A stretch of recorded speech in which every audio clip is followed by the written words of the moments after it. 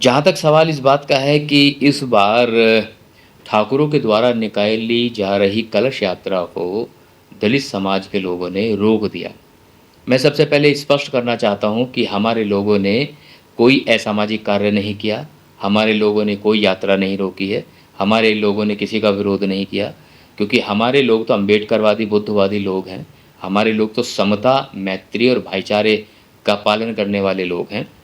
हुआ कुछ यूँ है कि जब 16 अप्रैल को बाबा साहब डॉक्टर भीमराव अंबेडकर की जन्म जयंती के उपलक्ष्य में हमारे लोग बाबा साहब की शोभा यात्रा का आयोजन कर रहे थे, तो ऐसे में वहाँ के ठाकुर या दबंग लोगों ने, ठाकुरों ने हमारे भाइयों के द्वारा निकाली जा रही शोभा यात्रा को रोकने का काम किया और उनको ये कहा कि भई अपनी परमिशन दिखाओ, अपनी दबंगाई दिखाने का काम किया।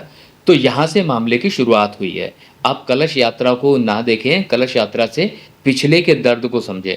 इवन केवल ये बाबा साहब अम्बेडकर की जो शोभा यात्रा थी उसे ही नहीं रोका गया, दलितों के ऊपर तो हज़ारों सालों से पानी पीने के ऊपर जो है हमारी हत्याएँ हुई हैं, हमारी बहन-बेटियों के साथ दुराचार किया है, इन्हीं लोगों ने किया है और हमेशा से जातिगत अत्याचार, दुर्भावनाओं के चलते हुए होते रहे हैं और अब इस बार जो ये कह रहे हैं तथाकथित मीडिया वाले ये कह रहे हैं कि दलितों ने उनकी यात्रा रोक ली है। हमारे दलितों ने कोई यात्रा नहीं रोकी, उन्होंने तो संविधान का पालन करते हुए ये कहा कि भई जब हम यात्रा निकाल रहे थे, हम शोभा यात्रा निकाल रहे थे, तो आप लोगों ने हमें रोक कर के ये पूछा था कि बताइए परमिशन कहाँ है आपकी और आप हमारे मोहल्ले से क्यों गुज़र रहे हैं? हम आपको यहाँ से गुज़रने नहीं देंगे। अगर वो परमिशन माँग सकते हैं, देखने का प्रयास कर सकते हैं, तो हमारे लोगों ने भी तो संवैधानिक दायरे में रहकर केवल इतना ही कहा कि जब बाबा साहब अम्बेडकर की शोभा यात्रा को निकाले जाने पर आप हमें रोक कर हमसे सवाल कर सकते हैं कि आपकी परमिशन क्या कहाँ है? तो फिर हम भी तो वही सवाल कर रहे हैं। तो हमारे लोगों ने ये कहा कि आप जब इस कलश यात्रा को लेकर जा रहे हो, धार्मिक यात्रा कर रहे हो, तो किसी भी नई परिपाटी को डाल रहे, क्योंकि ये जो है परंपरागत तो है नहीं जी। किसी जो है त्योहार पर या किसी आयोजन पर जो कि पारंपरिक हो, पारंपरिक तो है ही नहीं और सरकार के अनुसार नई परिपाटी डालने का भी आदेश नहीं है। तो फिर नई परिपाटी क्यों डाल रहे थे?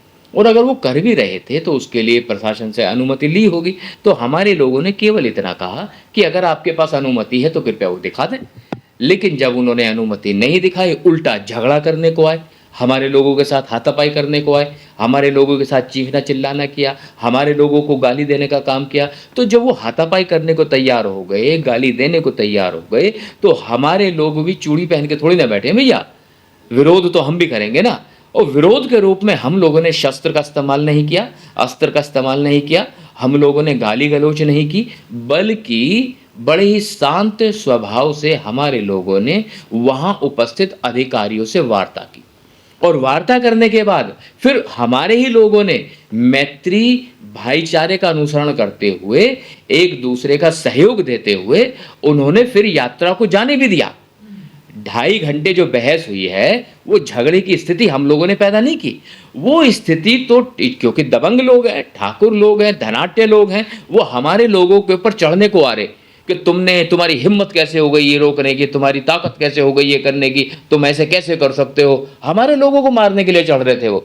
तो ये जो मीडिया वाले हैं, ये मीडिया वाले गलत सूचना दे रहे हैं। सही सूचना ये है कि हमारे लोगों ने संयम का जो है पूरा निष्पालन किया है, सौहार्द का निष्पालन किया है, अपने मन में सहनशीलता का पालन करते हुए बाबा साहब अम्बेडकर और बुद्ध की विचारधारा को अंकित करते हुए उन्होंने हिंसा का सहारा नहीं लिया, बल्कि वार्ता की है और वार्ता करने के पश्चात सहमति के तौर पर यात्रा को पूर्ण भी होने दिया गया है। ऐसा तो नहीं था कि हमारे लोगों ने जो झगड़ा किया हो, अस्त्र शस्त्र निकाले हो, मारपीट की हो।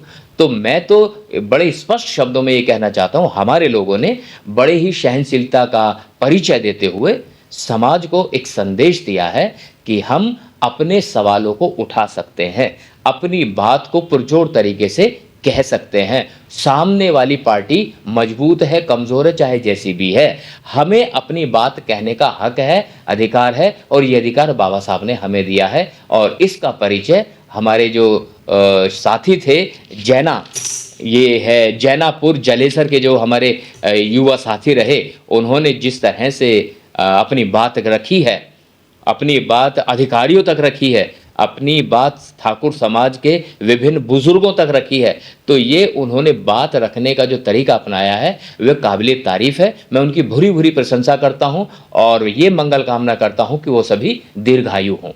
लेकिन सर धार्मिक कार्य था ये राजपूतों का, ठाकुरों का। आपके तो महापुरुष रहे हैं बाबा साहब, धार्मिक कार्य भगवान का कार्य था सर, ये जिसमें बिगाड़ डाला गया है। जी, बिल्कुल सही कहा। ये जो कलश यात्रा है नो डाउट ये धार्मिक यात्रा ही है, लेकिन धार्मिक यात्राओं के नाम पर असुविधा पैदा करना ये गैरकानूनी है। चाहे कलश यात्रा हो, जागरण के नाम पर धार्मिक कार्यक्रम करके पूरी रात डीजे बजाए जाते हैं, शोर मचाया जाता है, आसपास के लोगों को परेशान किया जाता है। चौकी, माता की चौकी और होम के नाम पर बड़े-बड़े आयोजन किए जाते हैं, जिसमें ढोल नगाड़े बजाए जाते हैं, बड़े-बड़े माइक, लाउड स्पीकर लगाए जाते हैं और लोगों को रात भर परेशान किया जाता है। कावड़ यात्रा के नाम पर रोड ब्लॉक कर दिए जाते हैं। 15 दिन तक व्यापार ठप हो जाता है। 15 दिन तक सड़क पर आवाजाही, सड़क पर आने वाले वाहन बाधित रहते हैं। अगर कोई हारी बीमारी है किसी के साथ, तो इस केवल धार्मिक कावड़ यात्रा की वजह से वो सब कुछ बर्बाद हो जाता है। लोग सड़कों पर मरने लगते हैं, अस्पताल तक पहुंच नहीं पाते हैं। धार्मिक मेलों के आयोजन जैसे गढ़गंगा का मेला होता है, कई किलोमीटर तक का जाम लग जाता है और कई के दिन में तो जाम जाके खुलता है। तो ये जो धार्मिक अनुष्ठान, मेले, धार्मिक कलश यात्रा या ये कावड़ यात्रा के नाम पर जो धार्मिक उन्माद फैलाया जाता है, मैं इसका पुरजोर विरोध करता हूँ। मुसलमान लोग हफ्ते में एक दिन सड़क पे आकर के नमाज पढ़ने लगते हैं तो बुरा लगने लगता है, तो उनका विरोध होना शुरू हो जाता है। तो इस कलश यात्रा का विरोध क्यों ना हो?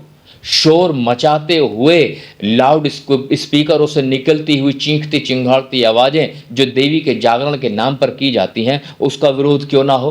कावड़ यात्रा के नाम पर लोग भांग, धतूरा, नशा, शराब, नशे के हालत में किसी को भी मारते हैं, किसी को भी पीटते हैं और ऊंची आवाज़ में डीजे बजा कर के ले जाते हैं और सड़कों पर उत्पात मचाते हैं केवल धार्मिक आस्था के नाम पर। तो ये कब तक चलेगा? अगर इस तरह की परिपाटी चल रही है तो मैं सतीश बौद्ध अपने पूरे होश और हवास में इस तरह की परिपाटी का पुरजोर विरोध करता हूँ। ये गैरकानूनी है।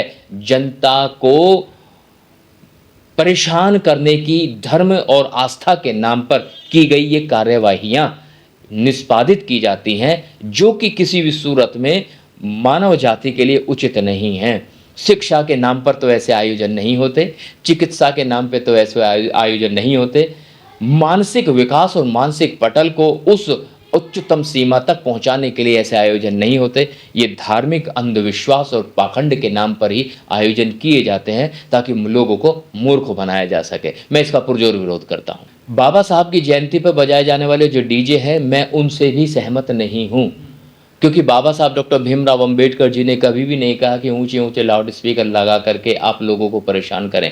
बाबा साहब डॉक्टर भीमराव अंबेडकर जी ने तो संविधान लिख के दिया है और हम सबको उस संविधान का अनुसरण करना चाहिए। यकीनन अगर आपको खुशी मनानी है तो हुड़दंग करने की आवश्यकता नहीं है। अगर आपको खुशी मनानी है तो खुशी मनाने के लिए बेहतर आयोजन किए जा सकते हैं, सांस्कृतिक कार्यक्रम किए जा सकते हैं, रंगारंग कार्यक्रम किए जा सकते हैं, मंच सुसज्जित किए जा सकते हैं, मंचों के माध्यम से अपनी बात की जा सकती है। लेकिन सड़कों पर बड़े बड़े डीजे लेकर के हुड़दंग मचाना, शराब पी करके उल जलूल बातें करना, उल जलूल नृत्य करना, इसके खिलाफ हूँ मैं इसका भी पुरजोर विरोध करता हूँ। एटा में तो एक्चुअली जातिगत दुर्भावना के चलते हुए इस मुद्दे को गरमाया गया है ताकि जाटव बनाम ठाकुर एक परिपाटी तैयार हो जाए और आने वाले जो चुनाव हैं उनमें जातिगत वोट पड़े।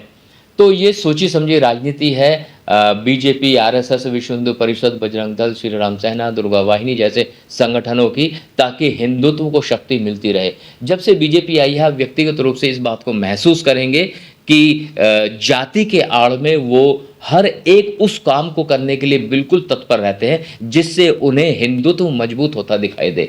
तो ठाकुरों के नाम पर करणी सेना कभी आ जाती है, ठाकुरों के नाम पर कभी कलश यात्रा को लेकर के इसको आगे बढ़ा दिया जाता है, तो अब ये ठाकुर आधारित राजनीति करने पर विवश हो रहे हैं, क्योंकि कहीं न कहीं एक बहुत बड़ी जागरूकता शोषित, पीड़ित, दबे कुचले समाज में आई है।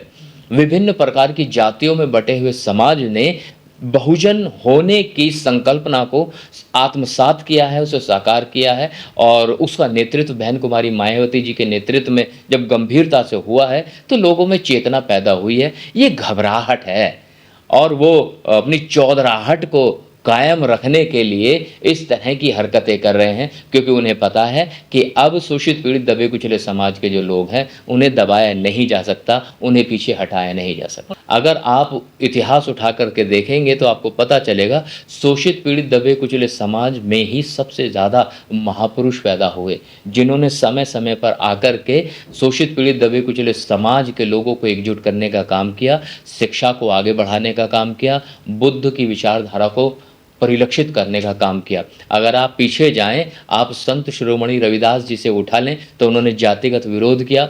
संत शिरोमणि कबीरदास जी, उन्होंने जातियों का विरोध किया। संत तुकाराम, उन्होंने जातियों का विरोध किया। उसके अलावा वो आगे बढ़ेंगे तो पता चलेगा, राष्ट्रपिता ज्योतिबा फूले, माता सावित्रीबाई फूले, माता फातिमा शेख, और आगे बढ़ेंगे तो उसके बाद डॉक्टर भीमराव अंबेडकर, पीवीआर ईवी रामास्वामी नायकर, बाबू जगदेव प्रसाद कुशवाहा, और अगर और आगे बढ़ेंगे तो आपको पता चलेगा, जिस परिपाटी के आधार पर बहुजन समाज पार्टी का निर्माण हुआ, वो परिपाटी स्थापित करके गई थी रिपब्लिकन पार्टी ऑफ इंडिया, जिसका नेतृत्व कर रहे थे बुद्धप्रिय मौर्य, परिनिर्वाण प्राप्त बुद्धप्रिय मौर्य, जिन्होंने उत्तर प्रदेश में नीले रंग की क्रांति का परचम लहरा दिया।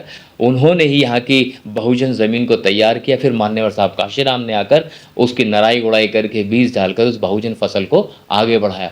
तो उसके पीछे जो ताकत है ना, वो आज की ताकत नहीं है, ये तो ताकत धीरे धीरे एक्यूमुलेट हुई है, स्लोली एंड ग्रेजुअली अब वो शक्ति आई है। क्योंकि Roman was not built overnight, एक दिन में बात नहीं हो खत्म हो जाती। ऐसा नहीं है कोई इंजेक्शन लगाए और उनमें फिर से ताकत आ गई, और ऐसा कोई संगठन भी पूरे भारत में नहीं है कि वो संगठन आया और उस संगठन की वजह से कुछ लोगों में अचानक ताकत आ गई। ऐसा बिल्कुल कुछ भी नहीं है।